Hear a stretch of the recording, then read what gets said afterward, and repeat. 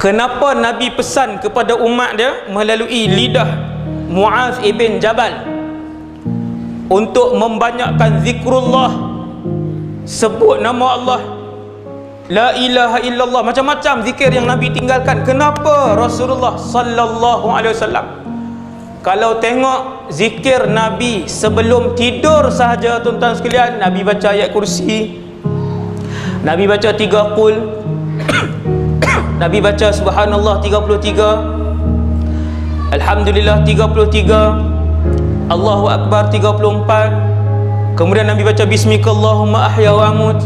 Mulut Nabi Yunus alaihi salam dan hati Nabi Yunus alaihi salam tidak pernah berhenti berzikir kepada Allah pada hari pertama sepanjang hari.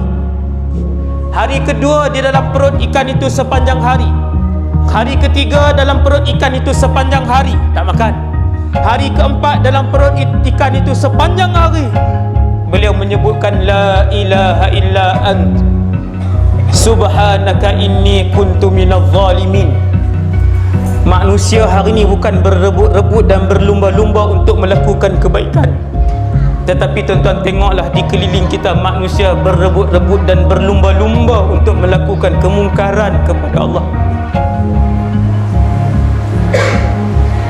Satu orang dia boleh buat satu video, kemudian dia ubah video tu dengan Photoshop ke apa, dia ubah sikit apa semua, dia bubuh gambar kawan ni, dia buat 30 saat, kemudian disebarkan. Video dia tuan-tuan 10,000 orang tengok. Kahfi ayat 1 hingga 10.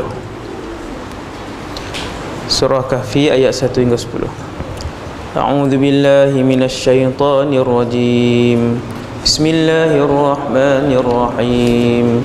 Alhamdulillahilladzi anzala ala 'abdihil kitaba wa lam yaj'al lahu 'iwaja qayyiman liyunzira ba'san shadidan min ladunhu wa yubashshiral mu'minin alladhina ya'maluna as-salihati anna lahum ajran hasana makithina fihi abada wa yunzira alladhina qalu ittakhadha Allahu walada ma lahum bihi min ilmin wala liabaihim kaburat kalimatan takhruju min afwahihim in yaquluna illa kadhiba فلعلك باخع نفسك على آثارهم إن لم يؤمنوا بهذا الحديث أسفا إنا جعلنا ما على الأرض زينة لها لنبلوهم أيهم أحسن عملا وإنا لجاعلون ما عليها صعيدا جرزا أم حسبت أن أصحاب الكهف والرقيم كانوا من آياتنا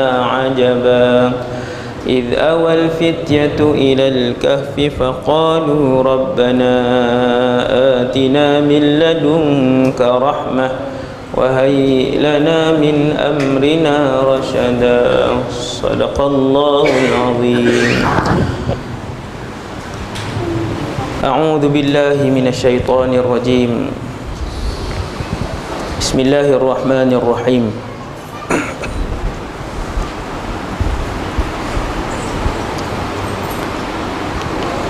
الحمد لله رب العالمين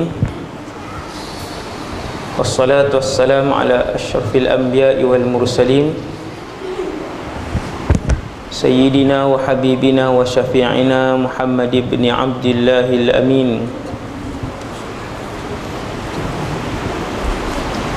وعلى آله وأصحابه ومن تبعهم بإحسان إلى يوم الدين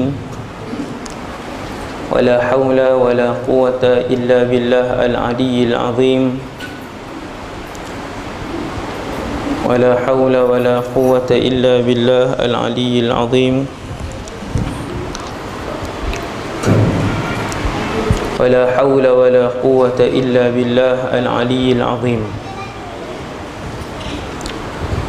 Kasih pada pengurusi majlis,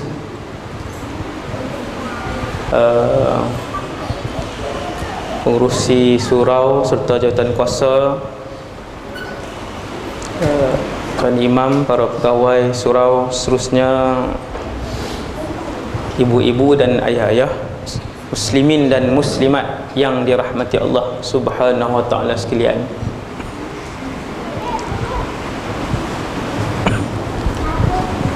Antara zikir yang besar yang diajarkan oleh Rasulullah, yang pertama yang saya sebut malam ni ialah Allahumma inna amsayna nushhiduk wa nushhidu hamalata arsyik wa malaikataka wa jami'a khalqika annaka antallah la ilaha illa anta wahdaka la syarika lak wa anna muhammadan abduka wa rasuluk. Nabi kata, siapa yang sebut zikir ini sekali, Allah bebaskan 1/4 dari tubuhnya daripada neraka. 1/4. Siapa yang sebut zikir ini 2 kali, Allah bebaskan 2/4 tubuhnya dari neraka. Siapa yang sebut zikir ini 3 kali, hadis sahih ni, Allah bebaskan 3/4 tubuhnya dari neraka. Dan sesiapa yang menyebutkan zikir ini 4 kali, Allah membebaskan keseluruhan dirinya dari neraka. Allahumma inni amsayna nushhiduk, ataupun kalau seorang, Allahumma inni amsaytu ushhiduk wa ushhidu hamalata arsyik wa malaikataka wa jami'a khalqika annaka antallah la ilaha illa anta wahdaka la syarika lak wa anna muhammadan abduka wa rasuluk. Hak tu hadiah pertama saya malam ni untuk tuan-tuan.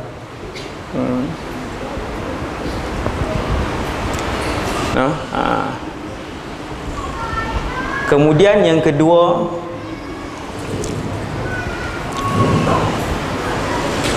Nabi SAW satu hari Nabi pegang Muaz ibn Jabal, pegang tangan Sayyidina Muaz radhiyallahu anhu. Kemudian Nabi sebut, ya Muaz, inni uhibbuk, wahai Muaz, aku sayang kamu. Muaz, aku sayang kamu, kata Rasulullah sallallahu alaihi wasallam. Lepas Nabi wafat, semua orang yang berjumpa dengan Sayyidina Muaz, lepas Nabi wafat, orang berjumpa dengan Muaz bin Jabal ni, orang akan sebut, ya Muaz, inni uhibbuk, wahai Muaz, aku menyayangi kamu. Orang sebut perkataan ni sebab Rasulullah sebut kepada Sayyidina Muaz, maka dia menjadi sunnah. Dan Sayyidina Muaz bin Jabal dah tak ada. Cuma ulama keluarkan satu pengajaran daripada hadis ni. Salah satu pengajaran daripada hadis ni, sesiapa saja yang kamu cintai dia kerana Allah, bila kamu suka satu orang kerana Allah, sebab dia selalu memperingatkan kamu kepada Allah, sebab dia selalu membawa kamu kepada jalan Allah, sebab dia selalu berikan semangat kepada kamu untuk melakukan ketaatan kepada Allah, maka kamu sayang dia. Sebut kepada dia, wahai fulan, inni uhibbuka, aku menyayangi kamu. Dapat pahala. Nombor 2, yang kedua, perkataan aku menyayangi kamu ni yang keluar daripada mulut Rasulullah ni tidak diungkapkan oleh Nabi kepada semua sahabat. Tak semua sahabat dapat. Sahabat-sahabat tertentu saja yang dapat, antaranya Muaz ibn Jabal. Bila Rasulullah sallallahu alaihi wasallam, bila Nabi pegang tangan Sayyidina Muaz, kemudian Nabi sebut, wahai Muaz, aku sayang kamu. Kemudian Nabi ajar satu zikir selepas tu. Dalam hadis yang sama, selepas Nabi sebut, wahai Muaz, aku menyayangi kamu. Wahai Muaz, kata Rasulullah, la tada'anna dubura kulli salatin, jangan sekali-kali kamu tinggal tiap-tiap kali selepas solat. Tuan-tuan tengok doa apa yang Nabi ajar Sayyidina Muaz ni. Tiap-tiap kali lepas solat, saya pusing satu Malaysia berceramah tuan-tuan, daripada Perlis sampai ke Sarawak. Orang panggil saya berceramah daripada Perlis sampai ke Sarawak. Saya mendapati 99% masjid dan surau tak hidupkan zikir ini. Tak ada imam sebut zikir ni, yang Nabi ajar betul-betul kepada Muaz bin Jabal. Tuan-tuan, tiap-tiap kali saya habis sembahyang, saya dengar, saya tengok imam nak sebut tak zikir ni? Tak ada. Kecuali satu tempat saja yang saya dengar habis solat dia sebut zikir ni. Tempat tu ialah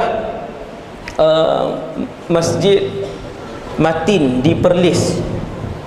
Bukan hak Wahabi punya, ni hak Ahli Sunnah wal Jamaah. Walaupun dia di Perlis, tapi dia kubu Ahli Sunnah wal Jamaah di sana. Masjid Matin, Ustaz Yusaini. Satu-satunya masjid di surau yang saya jumpa lah, yang orang lain saya tak tahu, yang saya jumpa, yang habis solat dia sebut zikir ni. Hadis ni hadis sahih. Zikir ini Nabi ajarkan kepada Sayyidina Muaz selepas Nabi ungkapkan perkataan kepada Muaz, wahai Muaz, aku sayang kamu, jangan tinggal sekali-kali zikir ni tiap-tiap kali lepas solat. Allahumma a'inni ala zikrika wa syukrika wa husni ibadatik. Buat tak tuan? Tak buat. Allahumma a'inni ala zikrika wa syukrika wa husni ibadatik. Dan zikir lepas solat yang zikir ni saya mendengarnya setiap hari dulu ketika saya belajar di Syria. Waktu belajar di Syria dulu, habis bagi salam, Assalamualaikum warahmatullahi, Assalamualaikum warahmatullahi, tuan-tuan guru kami akan sebut zikir ni. Saya akan dengar, Allahumma inna ala zikrika wa syukrika wa husna ibadatik. Saya pun cari. Sebab waktu belajar di Malaysia, lepas bagi salam kita baca apa? Alhamdulillahillazi lam yattakhidh kan waladan wa lam yakul lahu syarikun fil mulk wa lam yakul lahu waliyyun minadh-dhulli wa kabbirhu takbira. Yang tu yang kita dengar tok-tok guru, ustaz-ustaz kita baca lepas bagi salam, tapi waktu saya belajar dulu, saya dengar zikir yang berlainan. Saya pun cari. Rupa-rupanya zikir itu adalah wasiat Rasulullah sallallahu alaihi wasallam. Sambil Nabi pegang tangan Sayyidina Muaz, Nabi berwasiat, wahai Muaz, jangan sekali-kali tinggalkan doa ini. Zikir tu dia doa tu yang bermaksud, ya Allah, bantulah aku untuk sentiasa mengingatimu. Ya Allah, bantulah aku untuk sentiasa bersyukur kepadamu. Ya Allah, bantulah aku untuk memperelokkan ibadahku kepadamu. Tiga ni kunci dia. Satu orang manusia, tuan-tuan tengok tiga ni, saya nak hurai malam ni cara ringkas. Apabila satu orang Muslim dapat tiga benda ni, maka bahagialah dunia dan akhirat dia selama-lamanya.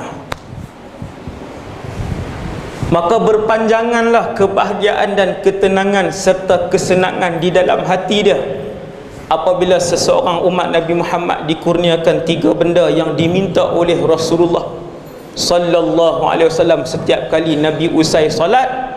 Dan pesanan ini bukan hanya dikhususkan kepada Muaz ibn Jabal radhiyallahu anhu, bahkan pesanan ini untuk semua kita umat Nabi Muhammad sallallahu alaihi wasallam. Tuan-tuan perasan ataupun tidak, kita kalau bagi kertas malam ni, suruh sebut berapa banyak ibadat benda sunnah yang kita tahu dalam Islam dan kita ambil daripada Nabi, yang kita belajar daripada Rasulullah. Semua yang ada dalam surau ini, termasuk saya, kita semua boleh senarai berpuluh-puluh benda sunnah. Tapi masalah yang paling utama nombor satu ialah kita tak buat sunnah yang diajarkan itu. Kita tak buat sunnah yang kita tahu itu sunnah Nabi yang boleh membuatkan kita masuk syurga. Betul tak? Betul. Duha Nabi tinggal tak duha? Nabi tak pernah tinggal solat duha, kecuali sekali ataupun dua kali dalam sepanjang umur hidup baginda. Duha, semua orang dalam surau ni tahu duha itu sunnah Rasulullah. Nabi buat 8 rakaat sehari, ada qaul 10 rakaat sehari. Kita buat tak duha? Tak buat. Kenapa? Antara sunnah Rasulullah yang tiap-tiap hari Nabi buat ialah Nabi bersedekah tiap-tiap hari. Kita sedekah dah tiap-tiap hari? Dah. Kenapa? Antara sunnah yang malam ni kita belajar, malam ini kita belajar, ialah Nabi mengajarkan apabila kita selesai semayang, bagi salam kanan, bagi salam kiri, ialah kita sebut Allahumma inni ala zikrika wa syukrika wa husni ibadati. Adakah kita nak buat? Wallahu a'lam. Apa benda yang menghalang kita buat semua amal ibadat yang kita tahu ini, tuan-tuan yang dirahmati Allah? Apa yang menghalang untuk kita yang tahu seorang lelaki sangat baik dan sangat tinggi pahala apabila dia boleh semayang berjamaah 5 waktu di masjid ataupun di surau? Besar ganjaran dia, besar pahala dia, sehingga kan pada zaman Rasulullah sallallahu alaihi wasallam, kata Rasulullah, aku seolah-olah nak arahkan sahabat-sahabat aku pergi bakar rumah yang mana ahli rumah itu tidak datang solat berjamaah di masjid ini, Masjid Nabawi waktu tu. Tapi apa yang menghalang untuk kita buat? Pernah tak malam ni umur kita sudah 46, malam ni usia kita sudah 52, usia kita malam ni sudah mencecah 39 tahun. Pernah tak kita duduk satu ketika, kita ambil masa satu ketika, kita duduk sebentar, ya Allah, kenapa puluhan sunnah, puluhan ibadah yang kami tahu, tapi kami tak boleh buat ibadah tersebut, sunnah tersebut? Apa yang menghalang kami? Jawapan dia, tuan-tuan, setiap kali seseorang itu melakukan kebaikan kepada Allah, setiap kali seseorang itu melakukan ibadah kepada Allah, setiap kali seseorang itu melakukan sunnah Rasulullah sallallahu alaihi wasallam, ketahuilah ketika mana dia melakukan sunnah itu dan ibadah itu, ketika itu Allah SWT lah yang telah memilih orang itu untuk diberikan hidayah, lalu dia melakukan ibadah itu. Sebab dia dapat hidayah Allah, sebab tu dia melakukan ibadah itu. Siapa yang menggerakkan bibir dan hati kita setiap kali kita bangun untuk kita ucapkan alhamdulillahillazi ahyana ba'dama amatana wa ilaihin nusyur? Siapa? Allah. Kita kalau nak ingat, kita tak larat ingat. Dengan anak kita, dengan pekerjaan kita, dengan isteri kita, dengan baju sekolah anak, dengan sarapan anak, sagi dengan duit, bawa anak hantar ke sekolah, dengan kerja di pejabat, banyak benda. Tetapi siapakah yang menggerakkan anggota badan kita? Siapakah yang menjentik hati kita untuk dia dan hati itu ingat untuk melakukan sesuatu dengan nama Allah? Siapakah yang menggerakkan anggota badan kita dan menjentik hati kita untuk kita ingat melakukan sunnah Rasulullah sallallahu alaihi wasallam? Untuk anggota badan kita ringan untuk melakukan ibadah kepada Allah? Jawapannya Allah, dan hanya Allah yang berhak untuk memilih siapa diberikan hidayah, lalu orang itu melakukan ibadah kepada Allah, membanyakkan amalan sunnah, membanyakkan kebaikan kepada Allah. Dengan sebab tu kena mohon dengan Allah, Allahumma a'inni ala zikrika. Ya Allah, apa maksud a'inni? Bantulah aku ya Allah untuk sentiasa mengingatimu, wa syukrika, bantulah aku ya Allah. Siapa yang nak bantu kita? Allah. Untuk sentiasa mensyukurimu. Aina ala dzikrika wa syukrika wa husni ibadatik, ya Allah, bantulah aku untuk sentiasa memperbaiki ibadahku kepadamu ya Allah. Bila Allah bantu, bila Allah sentiasa bagi hidayah, apabila Allah sentiasa memandang kita, apabila Allah sentiasa memilih kita untuk melakukan kebaikan, tuan-tuan yang dirahmati Allah, 24 jam kita ingat Allah.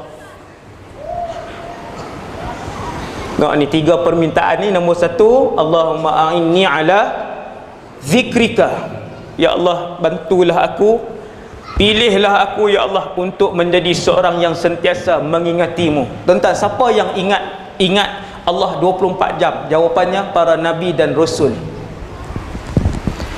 Yang mengingati Allah 24 jam siang dan malam, tidur dan dena, ialah para nabi dan rasul. Sebab tu ketika Rasulullah SAW dia tidur, dia bangun, Nabi terus solat. Kata Sayyidatuna Aisyah, isteri baginda Aisyah, kata, ya Rasulullah, tadi kan tidur, kenapa tak wuduk? Sebab Nabi ajak tidur membatalkan wuduk. Tidur yang tak tetap papan punggung kan membatalkan wuduk. Maka Sayyidatuna Aisyah tanya, ya Rasulullah, tadi kan baginda tidur, kenapa tak berwuduk? Maka jawab Nabi sallallahu alaihi wasallam, wahai Aisyah, innahu tanamu aynaya wa la tanamu qalbi. Sesungguhnya kedua-dua mata ini tidur, akan tetapi hati aku tidak tidur. Sentiasa berzikir kepada Allah siang dan malam, jaga dan tidur. Kesemua rasul dan nabi begitu. Sebab tu kalau nak tengok cerita tiap-tiap rasul yang berzikir kepada Allah, maka tak habislah. Tiap-tiap rasul itu zikirnya hebat. Antara rasul yang orang tak kenal ceritanya tetapi hebat, kisah zikirnya kepada Allah adalah Nabi Idris alaihissalam. Sebut Nabi Idris pun orang tak tahu cerita apa Nabi Idris.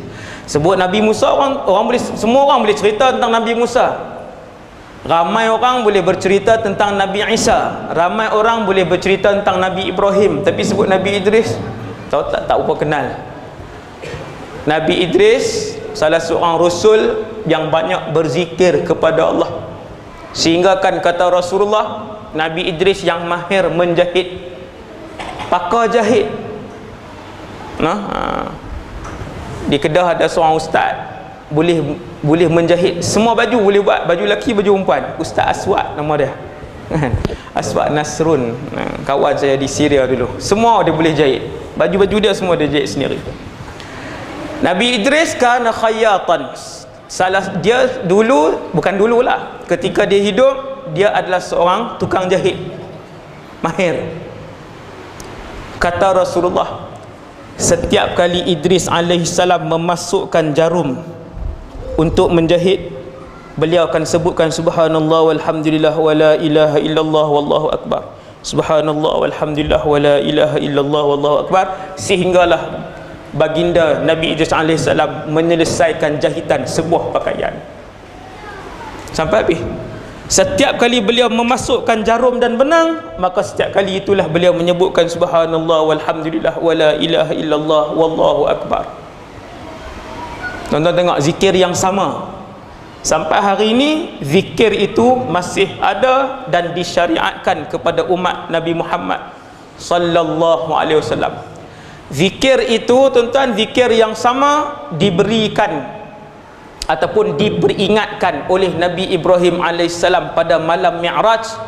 Sebelum Nabi turun, Nabi Ibrahim bersembang dengan Rasulullah, dan Nabi Ibrahim pesan, wahai Muhammad, sampaikan salam aku kepada umat kamu. Wahai Muhammad, bagi tahu kepada umat kamu, di sana ada satu zikir, apabila setiap kali umat kamu menyebutnya, Allah subhanahu wa ta'ala akan menanamkan kepada beliau, kepada orang itu, satu benih pokok dan pohon di dalam syurga. Zikir itu ialah subhanallah walhamdulillah wala ilaha illallah wallahu akbar. yang Nabi buat 100 kali pagi dan 100 kali petang. Kita buat tak? Tak juga. La ilaha illallah. Maka Nabi Idris satu orang rasul yang terkenal banyak zikirnya. Bahkan semua rasul berzikir pagi dan petang, siang dan malam, tidur dan jaga. Hati dan diri mereka hidup dengan zikir, menyebut nama Allah, mengingati Allah Subhanahu wa taala. Seolah-olah Allah nak beritahu kepada kita, tuan-tuan, aku ciptakan kamu di bumi ni, keseluruhan hidup kamu, daripada kamu mula baligh sampailah kamu mati, kamu hendaklah mengingatiku. Kamu mestilah menyebut-nyebutkan namaku. Kamu mestilah mengulang-ulangkan namaku di mulut dan di hati kamu. Kemudian kamu mengagungkan aku dalam kehidupan kamu. Sampai bila ya Allah? Sampai mati je. Kemudian lepas mati di barzakh dah tak ada zikir. Di barzakh sudah tidak ada Quran. Di barzakh sudah tidak ada zakat. Di barzakh sudah tidak ada haji. Di barzakh sudah tidak ada salat. Bahkan di barzakh dan di akhirat sudah tidak ada lagi yang namanya ibadah. Tu dalam syurga ustaz tak ada dah ibadah, zikir-zikir Quran apa semua, zakat, haji semua ni tak ada. Ya tak ada. Oh, baru tahu malam ni. Siapa suruh tak main kuliah?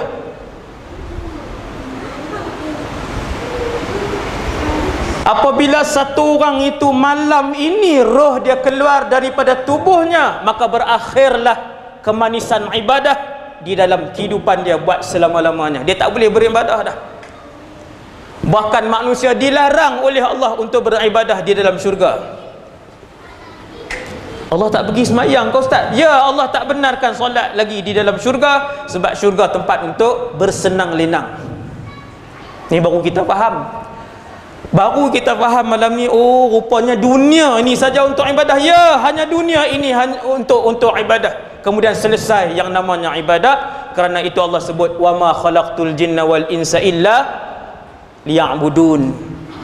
Dan tidaklah aku ciptakan jin dan manusia hanya saja untuk mereka menyembah dan beribadah. Di mana? Dunia ni. Dalam syurga boleh solat, tak dibenarkan solat.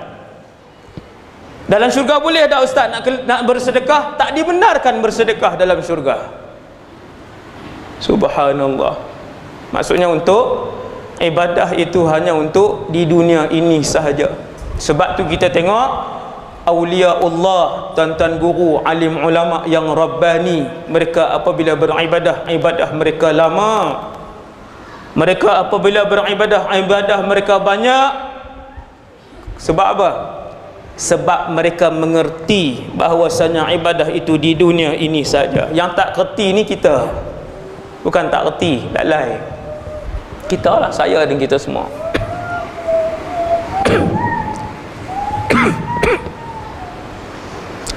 Ketika Nabi Idris membanyakkan zikir, tuan-tuan tengok, kenapa Nabi pesan kepada umat dia melalui lidah Muaz ibn Jabal untuk membanyakkan zikrullah, sebut nama Allah, la ilaha illallah, macam-macam zikir yang Nabi tinggalkan. Kenapa Rasulullah sallallahu alaihi wasallam? Kalau tengok zikir Nabi sebelum tidur sahaja, tuan-tuan sekalian, Nabi baca ayat kursi, Nabi baca 3 qul, Nabi baca subhanallah 33, alhamdulillah 33, Allahu akbar 34, kemudian Nabi baca bismikallahumma ahya wa amut, kemudian Nabi baca Allahumma inni, doa yang banyak. Kenapa Nabi SAW mengajarkan zikir yang banyak kepada umat beliau? Kerana kalau tuan-tuan tengok Idris alaihissalam ni, Nabi Idris ni Nabi Idris ada seorang kawan di kalangan malaikat. Ini cerita yang sahih. Nabi Idris ni yang kita jarang dengar kisah dia. Dia ada seorang kawan di kalangan malaikat. Nama apa malaikat tu saya lupa. Malaikat ni selalu datang berjumpa dengan Nabi Idris alaihissalam. Sebab malaikat ni suka dengan Nabi Idris kerana Nabi Idris banyak beribadah dan berzikir kepada Allah. Malaikat bila dia jumpa dengan para nabi dan rasul, dia akan berupa dengan rupa manusia. Ingat tuan, apabila malaikat berjumpa dengan para rasul dan nabi ataupun mana-mana manusia yang Allah izinkan, maka dia akan berupa dengan rupa manusia. Maka malaikat ni dia selalu jumpa Nabi Idris, berkawan, sehinggalah satu tempoh yang panjang. Satu hari Nabi Idris kata, wahai fulan, dia panggil malaikat tu, aku teringin untuk bersiar-siar di langit. Kisah ni kisah yang ada sanad yang disebutkan oleh para ulama tafsir ketika menceritakan tentang kisah Nabi Idris. Kemudian malaikat ni kata, boleh. Seronok tuan kan, ajak malaikat ronda. Kita nak ajak siapa ronda? Boleh tak nak bersiar-siar? Malaikat kata boleh. Lalu malaikat ni yang kawan baik Nabi Idris ni bawa seorang je lah malaikat, bukannya 1000, seorang. Bawa macam mana wallahu alam. Rasulullah tak cerita benda tu, naik belakang ke, duduk di bawah ke, duduk dalam poket ke, wallahu alam, saya pun tak tahu. Bawa naik sehingga ke langit pertama. Langit pertama tutup, ataupun zaman ketika itu belum dikunci lagi. Selepas Nabi lahir baru dikunci. Naik langit yang pertama, pusing. Tuan-tuan, dalam satu hadis lain, tiap-tiap langit ketebalan dia 500 tahun. Ni hadis lain. Setiap langit ada 7, setiap langit ketebalannya 500 tahun perjalanan.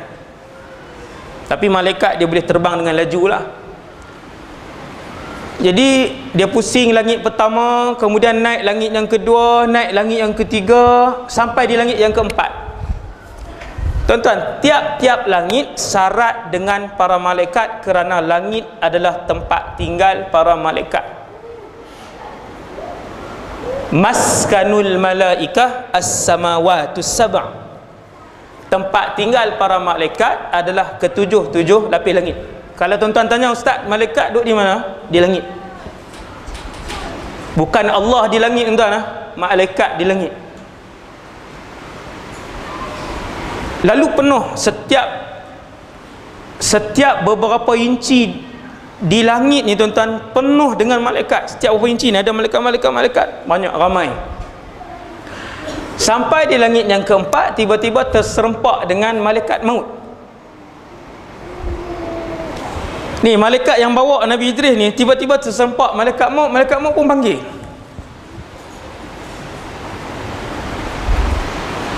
Wahai fulan, malaikat maut dikenal lah, sebab antara ketua para malaikat 4, Jibril alaihissalam, malaikat maut, Israfil, Mikail, 4 orang ni. 4 ketua yang paling tinggi di kalangan malaikat, 4 orang ni. Jadi Israel, malaikat maut ataupun Israel, nama kedua-dua nama ni yang sahih, malakul maut, nama yang sahih. Dia pun panggil, dia kata, wahai fulan, siapa yang kamu bawa? Oh, aku bawa Idris alaihissalam. Tuan-tuan, apa jawab malaikat maut? Kata malaikat maut, subhanalladzi khalaqah, ataupun subhanalladzi dabbara amrah. Maha suci Allah yang telah mentadbir alam ini.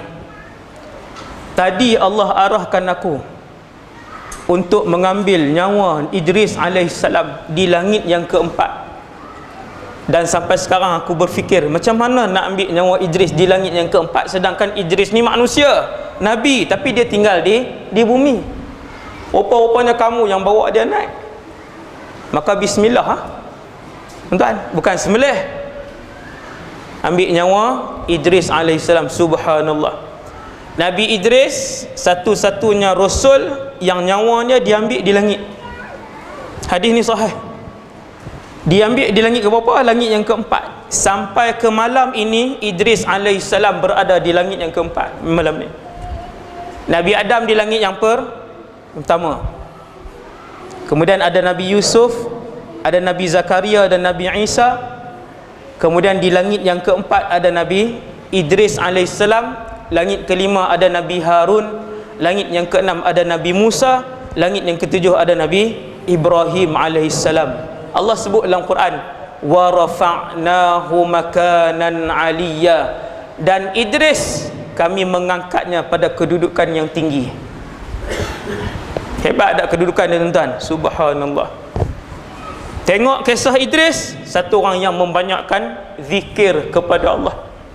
Zikir, tuan-tuan, penting. Beli tasbih, letak dalam poket,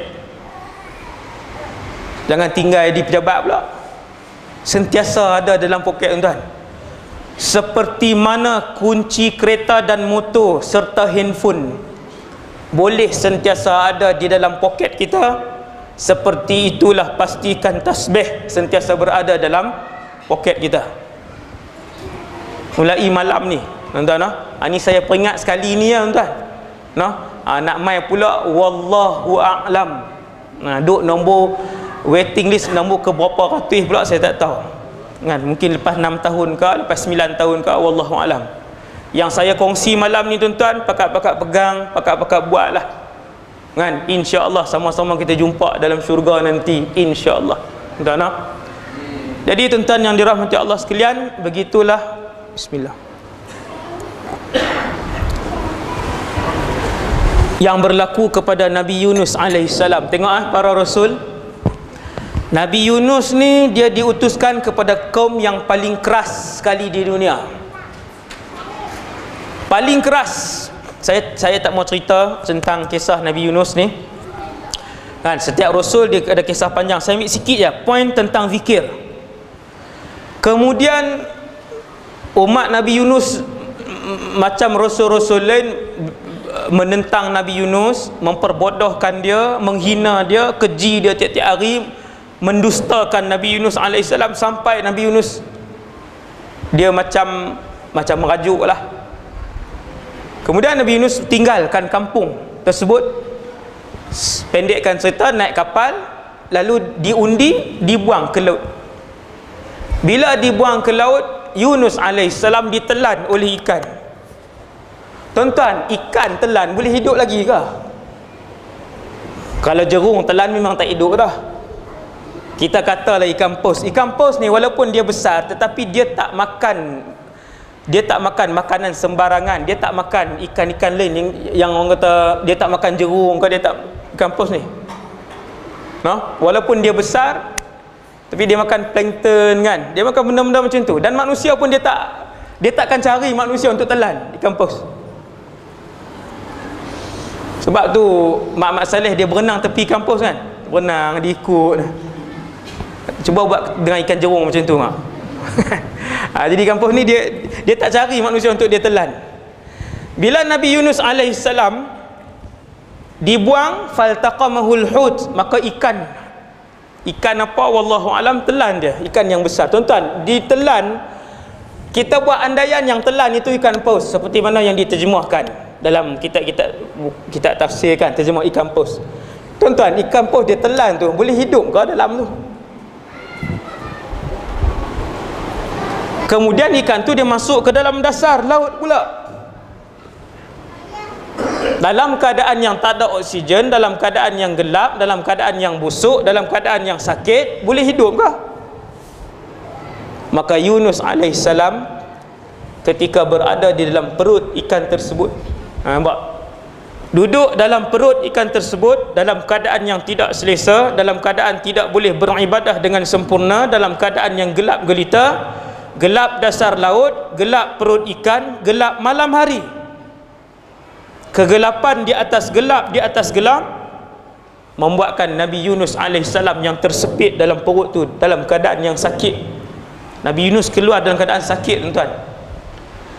Akan tetapi walaupun duduk dalam keadaan yang tersepit, duduk dalam keadaan yang tersepit dan sakit, duduk dalam keadaan yang gelap gelita, tuan-tuan bayang, perut ikan. Duduk di insang ke di mana, ustaz? Tak payah tanya lah yang tu. Dia kata perut ikan, dalam perut ikan.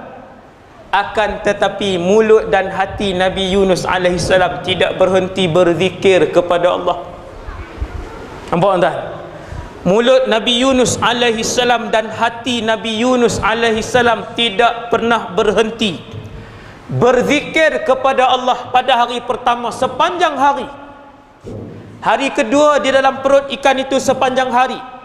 Hari ketiga dalam perut ikan itu sepanjang hari, tak makan. Hari keempat dalam perut ikan itu sepanjang hari beliau menyebutkan la ilaha illa ant subhanaka inni kuntu minadh zalimin. Dia ulang penyesalan dia ulang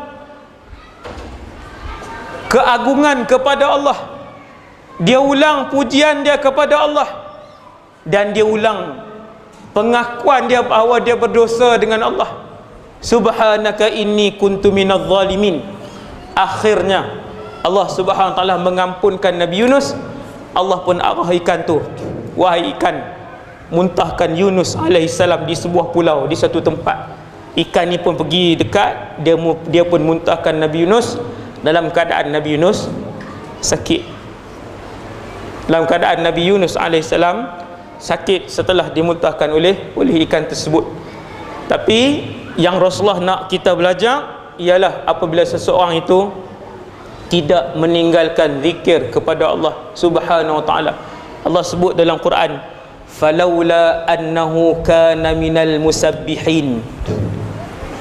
Seandainya Yunus bukan daripada kalangan mereka yang membanyakkan zikir, seandainya Yunus, kata Allah dalam Quran, tidak termasuk di kalangan orang yang membanyakkan zikir, kalaulah Yunus tidak membanyakkan zikir, lalabitha fi batnihi ila yaumi yub'atsun, nescaya kami takkan keluarkan Yunus daripada perut ikan tu sehinggalah hari kiamat. Duduk dalam perut ikan tu sampai hari kiamat. Tapi sebab Yunus alaihissalam membanyakkan zikir kepada Allah Subhanahu wa taala. Tuan-tuan, zikir. Nombor 2, wa syukrika. Allahumma inni ala zikrika. 1, wa syukrika. Ya Allah, bantulah kami ya Allah, diriku ya Allah, untuk sentiasa berterima kasih, mengucapkan syukur kepadamu ya Allah. Susah ke senang tuan-tuan nak ucap alhamdulillah? Senang je. Ni kita pakai baju ni, semua orang ada nikmat baju ke tuan-tuan? Tak. Alhamdulillah.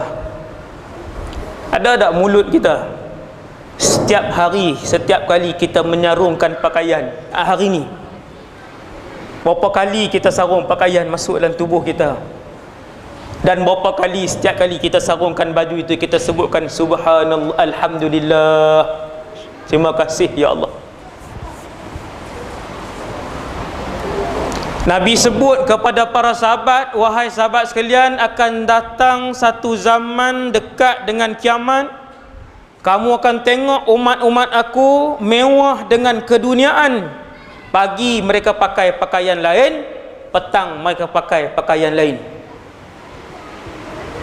Tuan-tuan, ada hadis Nabi sebut kepada para sahabat, wahai sahabat-sahabat sekalian, kamu akan tengok nanti satu zaman umat aku akan tenggelam dalam kemewahan dunia. Pagi mereka memakai pakaian lain, malam mereka memakai pakaian lain.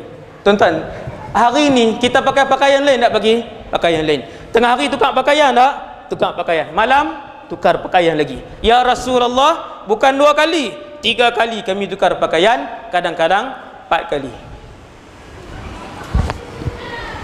Ni tukar pakaian 2 kali sehari ni, Nabi kata tenggelam dalam kemewahan. Wahai sahabat-sahabat aku, kata Nabi, kalau kalian umur panjang, kalian akan tengok di kalangan umat aku akan mai satu zaman, datang satu masa, mereka mewah, pagi pakaian lain, petang pakaian lain. Zaman bila tu? Zaman ni lah. Zaman bila apa? Allah bagi mewah dengan kita. Tetapi adakah dengan kemewahan, setiap nikmat kemewahan itu kita balas kepada Allah dengan ucapan alhamdulillah, terima kasih ya Allah, syukur padamu ya Allah? Berapa orang yang tiap-tiap kali dia pegang nikmat Allah, dia ingat untuk sebut alhamdulillah? Tuan-tuan, keluar sekali kita sarung kaki kita dengan slipper. Bukan nikmat ke slipper tu? Tuan-tuan, berpuluh-puluh tahun Allah bagi nikmat untuk kita pakai slipper dan pakai kasut. Berapa orang tiap-tiap kali dia sarung kaki kanan dia, dia sebut bismillah, kemudian dia sebut alhamdulillah? Tak ada. Jarang. Ni muhasabah tuan-tuan, jarang. Umur kita malam ni sudah 47 tahun, 56 tahun, kita tak sarung pun dengan kaki kanan, kita tak sarung pun dengan ucapan bismillah. Kita tak pernah setelah sarungkan kaki kanan dan kaki kiri kita dengan slipper, setelah itu kita menyebutkan alhamdulillah, terima kasih ya Allah. Kenapa tuan-tuan? Kenapa tuan-tuan, ibu-ibu, ayah sekalian? Kerana kita tidak dipilih oleh Allah Subhanahu wa taala. Sebab tu kena baca doa istiqamah ni. Allahumma a'inni ala zikrika wa syukrika. Bantulah aku ya Allah untuk sentiasa mensyukuri kamu ya Allah. Tuan-tuan tahu, bila kita bangkit di padang mahsyar kelak, kita akan menjalani satu kehidupan yang tempohnya sangat panjang. Nama kehidupan itu adalah kehidupan mahsyar, sebahagian daripada alam akhirat. Panjangnya mahsyar, kata para ulama, panjangnya mahsyar paling tempoh paling minimum ialah 50,000 tahun lamanya. Panjangnya kehidupan kita di mahsyar, kata para ulama, tempoh paling minimum 50,000 tahun lamanya. Berapa tahun Allah bagi nikmat pakai slipper? 60 tahun, 50 tahun Allah bagi nikmat pakai slipper, pakai kasut.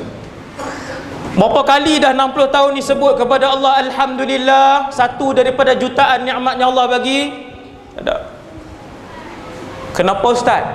Kerana Rasulullah sallallahu alaihi wasallam sebut ada 3 sifat ketika mana satu orang bangkit di mahsyar, dia nak menuju ke mahsyar. Ada 3 sifat majoriti manusia di mahsyar. Yang pertamanya, tidak berselipar. Tak faham ni?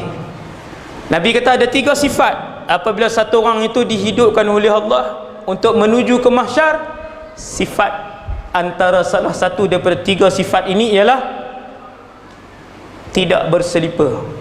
Hufatan dalam bahasa Arab, hufatan uratan ghurla. Ini hadis sahih. Hufatan, sifat pertama Nabi sebut, wahai Aisyah, apabila seseorang itu bangkit di padang mahsyar, sebelum dia bergerak ke mahsyar, majoriti manusia di mahsyar ketika itu kesemuanya majoritinya tidak berselipar. Majoriti adalah berkaki ayam, dan majoritinya tidak berpakaian, dan majoritinya dalam keadaan ghairu makhtunin. Ghurla maksudnya ghairu makhtunin, iaitulah dalam keadaan tidak dikhitankan. Ada kecuali dah? Ada. Ada kecuali atau tidak? Ada. Siapa yang dikecualikan? Para nabi dan rasul, siddiqin, syuhada, orang-orang saleh. Hanya mereka saja yang dibangkitkan di mahsyar dalam keadaan kaki mereka berselipar. Sebab apa tuan? Sebab dulu di dunia waktu Allah bagi nikmat itu, mulut dan hati mereka tak pernah lupa untuk sebutkan kepada Allah alhamdulillah. Benda kecil ya, benda kecil je tuan, tapi dia punya ganjaran dia besar. Ganjaran dia besar. Maka syukur, alhamdulillah, pergerakan ataupun sebutan hati alhamdulillah, kata Rasulullah, akan mengikat satu-satu nikmat yang Allah berikan kepada kamu. Siapa yang dapat nikmat kehidupan, nikmat berkahwin, nikmat ada isteri, nikmat ada anak, nikmat ada rumah, nikmat ada pekerjaan, nikmat ada pakaian, untuk ikat nikmat-nikmat yang Allah dah bagi yang berjumlah ribuan dalam kehidupan kita, kata para ulama, nak ikat nikmat supaya tak lari daripada kehidupan kita, banyakkan ucap alhamdulillah. Ni kunci tuan-tuan, kunci. Tak jumpa dah tuan. Last ni, malam ni last tak jumpa dah. Ini kunci dia. Sebab itu Rasulullah bila dia minum bismillah, alhamdulillah, untuk setiap tegukan yang masuk ke dalam mulut Rasulullah sallallahu alaihi wasallam. Begitulah apabila tangan Nabi sallallahu alaihi wasallam capai makanan, masuk dalam mulut bismillah, habis kunyah, untuk suapan yang pertama Nabi akan sebut alhamdulillah. Kerana alhamdulillah adalah pengikat segala nikmat yang diberikan oleh Allah. Nak kekal nikmat tempat tinggal, alhamdulillah. Nak kekal nikmat isteri salihah, alhamdulillah. Nak kekal nikmat suami saleh, alhamdulillah. Nak kekal nikmat ada anak, alhamdulillah. Duduk di ruang tamu, masuk ruang tamu, duduk di atas cushion atas sofa rumah kita tuan-tuan, duduk atas sofa, alhamdulillah. Bawa tuan, no? Sagi balik tengok anak kita, nampak muka anak, alhamdulillah. Berapa ramai orang yang Allah takdirkan untuk mandul dan tidak dikurniakan anak. Langkah kaki buka kunci rumah, masuk dalam rumah, tengok rumah, alhamdulillah. Berapa ramai yang tidak dikurniakan oleh Allah rumah ataupun tempat tinggal untuk dijadikan hak milik mereka. Maka orang yang paling banyak berterima kasih dengan Allah, orang yang paling banyak ucapkan alhamdulillah, mereka lah orang yang cerdik, yang nikmat itu takkan meninggalkan mereka sampailah mereka berjumpa dengan Allah. Sebab apa? Sebab Allah berjanji, la in syakartum la azidannakum. Allah berjanji, Allah ikat dirinya dengan janjinya, sesiapa yang bersyukur kami tambah. Kami tambah. Sesiapa yang bersyukur, la azidannakum, aku berjanji untuk aku tambah. Tuan-tuan, la azidannakum tu aku berjanji untuk aku tambah. Lam itu litaukid, nun itu litaukid. Ada dua taukid dalam satu kalimah. Apa maksud taukid? Taukid ni bersungguh-sungguh. Nah, maka dengan sebab itu apabila satu orang banyak sebut alhamdulillah, maka Allah SWT akan ikat nikmat tu, kekalkan kepada kehidupan dia. Dapat je kerja, kita pun tengok kerja tu elok, alhamdulillah, Allah kurniakan kerjaan. Nombor 3, ini ala zikrika wa syukrika wa husni ibadatik. Ya Allah, bantulah aku untuk memperelokkan ibadah aku. Ibadah kita, ibadah banyak tuan. Dalam dunia ni ibadah banyak.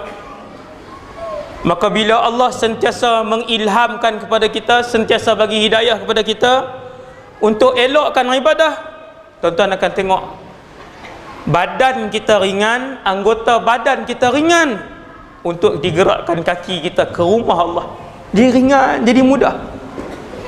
Tuan-tuan, macam mana tuan-tuan tengok mudah untuk buat ibadah dalam bulan Ramadan? Kan senang. Semua orang bila masuk Ramadan senang. Ni sentuh Quran sekali. Tuan-tuan tak perasan ke dalam Ramadan Allah lorong, mudah sedekah, mudah main masjid, mudah solat berjemaah, mudah pegang Quran. Tuan-tuan, siapa yang mempermudahkan laluan untuk ibadah itu? Jawapannya Allah. Allah yang mempermudahkan ibadah pada bulan Ramadan. Allah itulah juga yang akan mempermudahkan ibadah pada lain-lain bulan Ramadan. Cuma kena doa. Mesti berdoa, minta dengan Allah, mesti berdoa dan mesti membanyakkan doa itu. Yang ni pesanan saya tuan-tuan, banyakkan doa itu. Apabila ada sesuatu permintaan, maka perbanyakkan permintaan itu kepada Allah, kerana Allah paling suka manusia ataupun hambanya yang paling memperbanyakkan permintaan kepadanya. Itu yang pertama, doa yang saya sebut pada tuan-tuan malam ni. Allahumma a'inni ala zikrika wa syukrika wa husni ibadati. Dalam hijrah ni kita dah 1440 tahun. Sekejap ya tuan-tuan. Ini 2018 dah masuk bulan 9. Malam ni dah masuk bulan 9. 10, 11, 12 macam 3 hari ya tuan. Ni 10, 11, 12 macam 3 hari je. Tuan-tuan tengok ni, saya sebut malam ni. Sekarang bulan 9, seolah-olah lepas 3 hari bulan 12. Subhanallah. Nak bagi tahunya tuan-tuan yang dirahmati Allah sekalian, masuk hijrah, bulan hijrah 1438, 39 ni dah masuk 1440. Nah, dah berapa Muharram malam ni, dah masuk berapa Muharram. Tuan-tuan akan tengok perjalanan waktu ni akan jadi begitu laju, seperti yang Nabi sebut, masa akan jadi laju. Apabila kalian hampir dengan kiamat, kalian akan melihat masa itu menjadi singkat. Tengok Nabi sebut 1 tahun kalian rasakan seperti sebulan. Betul tak tuan-tuan? Apabila kalian melihat ataupun apabila kalian berada hampir dengan kiamat, kalian akan melihat yataqarabuz zaman, masa menjadi pendek. Setahun kalian merasakan seperti sebulan. Kemudian sebulan kalian rasakan seperti seminggu. Kemudian seminggu kalian rasakan seperti sehari. Kemudian sehari kalian rasakan seperti sesaat. Jadi tak tuan-tuan yang Nabi sebut ni, jadi tak? Jadi. Ni hari ni rasa macam berapa jam? Rasa macam 1 saat, habis dah malam. Subhanallah. Lagi singkat. Tuan-tuan, 50 tahun yang lalu, tuan-tuan tanya tak? Yang ada ayah yang umur 60, 70, 80 kan, 50 tahun yang lalu, rasa tak benda ni? Pendek masa ini, rasa tak 50 tahun yang lalu? Ibu saya pun masih hidup lagi, 70 dah umur. Kan? Kalau kita tanya ibu kita, mak-mak kita, ibu-ibu kita, 50 tahun yang lalu rasa tak pendek masa? Dia kata tak. Masih barakah. Tuan-tuan, 50 tahun yang lalu basuh baju di mana? Sungai. Ambil air di mana? Sungai. Masak guna apa? Kayu api. Ingat kayu api tu beli di kedai ke? Bagi RM5 kayu api. Pergi cari, potong pula, gaji pula. Tapi masa barakah. 40 tahun yang lalu, Datuk nenek moyang kita, bukan tetap ayah Datuk nenek moyang kita lah, ibu dengan ayah kita 40 tahun yang lalu, dia rasa ke pendek masa ni? Tak rasa. 40 tahun lalu belum rasa. Ni yang pendek masa ni yang tuan-tuan duk tengok, setahun ni tuan-tuan, setahun seperti sehari. 2018 dah nak habis tuan-tuan. 1439 telah pun selesai. 2018 sudah nak habis, dah masuk bulan 9. Seolah-olahnya sebulan jadi macam sehari je. Sebulan jadi macam sehari saja. Tuan-tuan, dekat tak kita ni? Dekat tak kita ni dengan hujung zaman ni? Dekat ke jauh? Dekat. Dengan sebab itu tuan-tuan yang dirahmati Allah sekalian, Nabi berpesan kepada saya dan kita semua, apabila kalian berada di penghujung ni, kita ni duduk penghujung, dilingkari oleh fitnah, dilingkari oleh kekeliruan, dilingkari dengan kejahilan kepada ilmu agama, Manusia hari ini bukan berebut-rebut dan berlumba-lumba untuk melakukan kebaikan, tetapi tuan-tuan tengoklah di keliling kita, manusia berebut-rebut dan berlumba-lumba untuk melakukan kemungkaran kepada Allah. Satu orang dia boleh buat satu video, kemudian dia ubah video tu dengan Photoshop ke apa, dia ubah sikit apa semua, dia bubuh gambar kawan ni, dia buat 30 saat, kemudian disebarkan. Video dia tuan-tuan 10,000 orang tengok. Video itu fitnah, video itu bohong, dan video itu ditujukan kepada fulan bin fulan. Berapa orang tengok? 10,000 orang tengok. Dalam masa 1 minit dia buat 10,000 dosa besar. Ini zaman ni. Ini zaman ni. Nabi kata kamu tengok dekat dengan kiamat, manusia akan berbohong-bohong. Pembohongan itu akan tersebar ke seluruh alam, sehingga kan satu pembohongan dapat diketahui daripada barat ke timur, ataupun Nabi sebut utara ke selatan. Jadi zaman ni tuan, zaman ni dekat dengan kiamat, kalian akan lihat bagaimana pembohongan itu tersebar, dikongsi, dipercayai. Nabi sebut utara sampai ke selatan, ataupun dalam hadis Nabi sebut barat sampai timur, kongsi pembohongan tu. Zaman mana tuan? Zaman ni. Tuan-tuan, apa Nabi nasihat bila sampai zaman ni? Nabi kata badiru bil a'mal fitanan ka qita'il lailil muzlim. Nabi kata berlumba-lumbalah untuk melakukan kebaikan. Bila buat benda baik, perbanyakkan benda baik. Apabila kamu melakukan ibadah, berlumba-lumbalah sesama kamu. Kerana sifat orang beriman, dia akan berlumba-lumba dalam melakukan kebaikan dengan menjaga ikhlas. Jaga ikhlas. Tuan-tuan, para sahabat berlumba-lumba buat kebaikan. Tiap-tiap sahabat, hampir tiap-tiap sahabat ada pasangan yang mereka berlumba-lumba melakukan kebaikan. Yang paling masyhur sekali ialah perlumbaan kebaikan di antara Abu Bakar dan Umar radhiyallahu anhuma. Dua-dua orang ni memang berlumba untuk buat benda baik. Tetapi kata Sina Umar, aku tak pernah mendahului Abu Bakar setiap kali berlumba dengannya. Abu Bakar hebatlah. Tu kira Sayyidina Umar pun seorang yang hebat. Maka bila berada di zaman ni tuan-tuan, ni kita di zaman ni, di zaman yang kebenaran itu kelihatan begitu pudar. Tak nampak tuan-tuan, tak nampak kebenaran yang mana satu ni. Maka Nabi berpesan untuk kita berlumba-lumba melakukan kebaikan. Kita jangan buat alasan, ustaz, dah duduk di zaman ni tak payah buat apa kot dah. Nabi kata, Nabi pun sebut dah zaman fitnah. Bukan macam tu.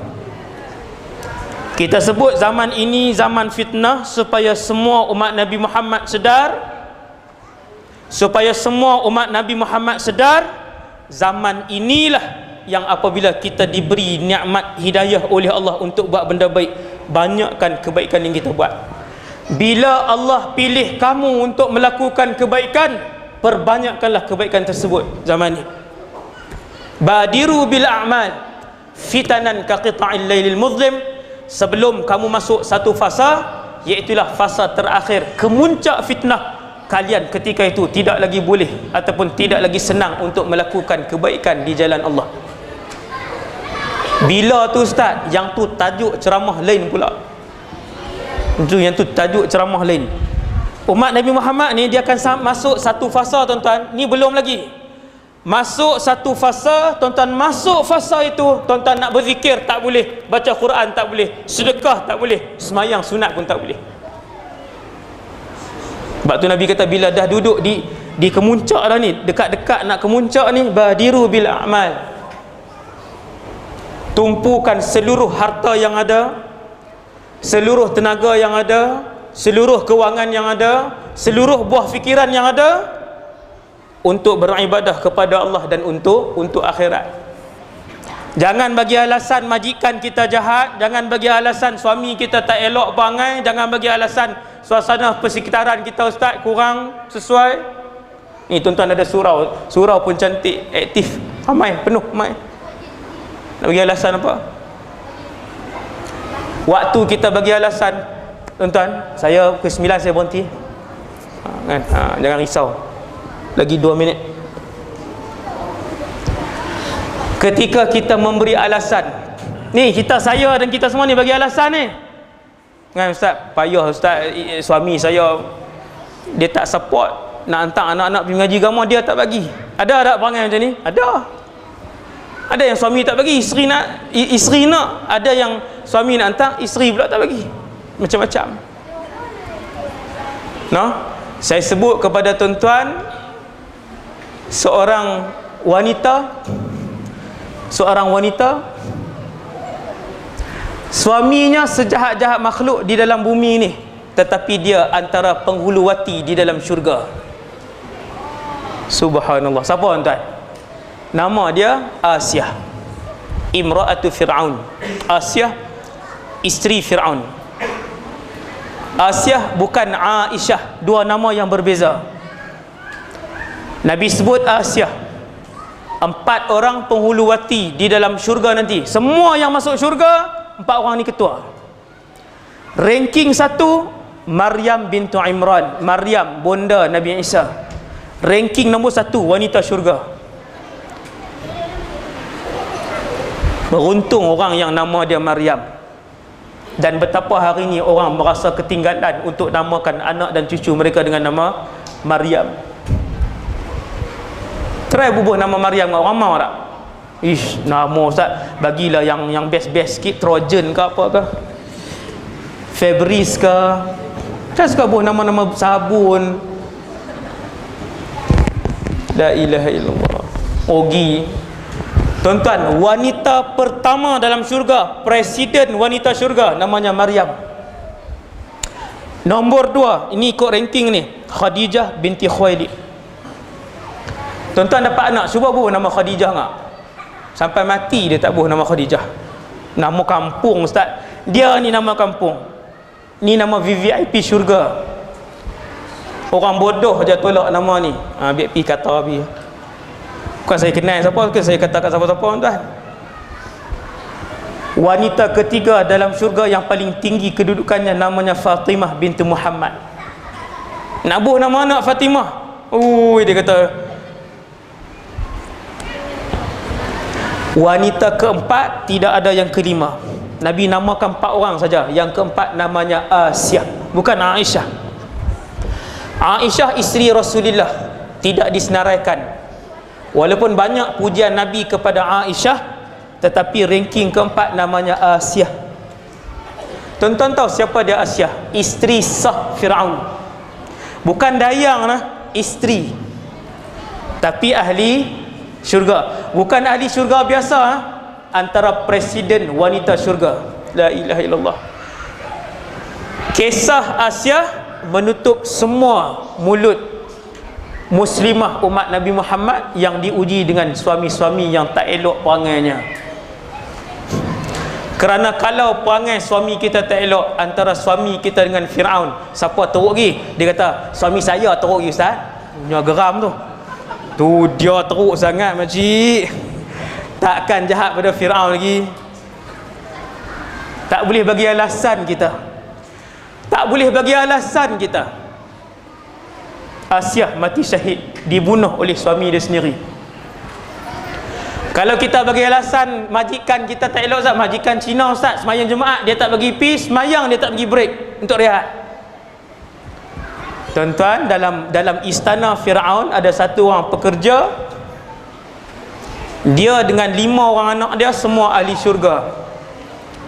Pekerja Fir'aun. Waktu Nabi masuk dalam syurga, Nabi bau wangi-wangian. Lalu Nabi tanya, wahai Jibril, ni wangi siapa ni? Jibril pun jawab, wahai Muhammad, itu ialah wangi Masyitah dan anak-anaknya yang dibunuh oleh Fir'aun. Waktu Masyitah ni, dia sikat rambut anak Fir'aun, sikat jatuh. Bila sikat jatuh, dia ambil sikat, dia sebut apa? Bismillah. Tengok apa perangai orang beriman. Sama aja. Semua orang soleh dalam muka bumi ni sama aja. Dia nak mula apa? Bismillah.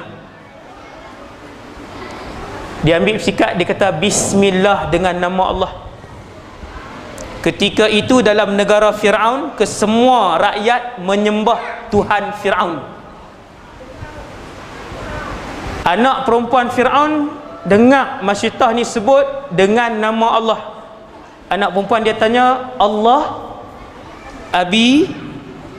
Anak perempuan dia tanya, Allah ayah aku kah? Tu dia, ayah dia. Lalu Masyitah pun jawab, la, bukan. Rabbi, Tuhan aku, Rabbuki, Tuhan kamu, wa Rabbu abiki, Tuhan ayah kamu ialah Allah. Anak dia dengar jawapannya, anak dia terkejut. Anak dia kata, bagi tahu kat ayah aku. Jahat juga anak pun. Fir'aun dengan anak dia mestilah jahat. La ilaha illallah. Jahat juga. Anak dia pun bagi tahu kat ayah dia. Terus dipanggil Masyitah, lalu diisikan minyak dalam periuk gergasi, periuk yang besar, minyak, lalu digelegakkan minyak itu. Panggil Masyitah, wahai Masyitah, kalau kamu tak keluar dari agama Musa, campakkan kamu dalam minyak menggelegak ni. Siapa Tuhan kamu, wahai Masyitah? Masyitah jawab, Rabbi wa Rabbukallah, Tuhan aku dan Tuhan kamu Allah. Kena Fir'aun. No?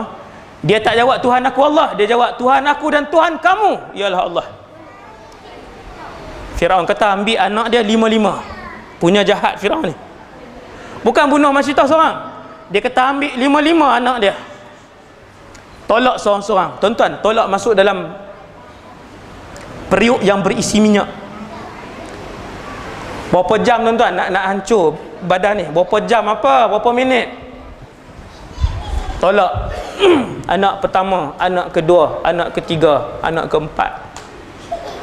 Anak kelima masih menyusu, duduk dalam kendongan Masyitah. Nah, maka dia pun nak pergi ke depan, dia patah balik. Kesian dengan anak.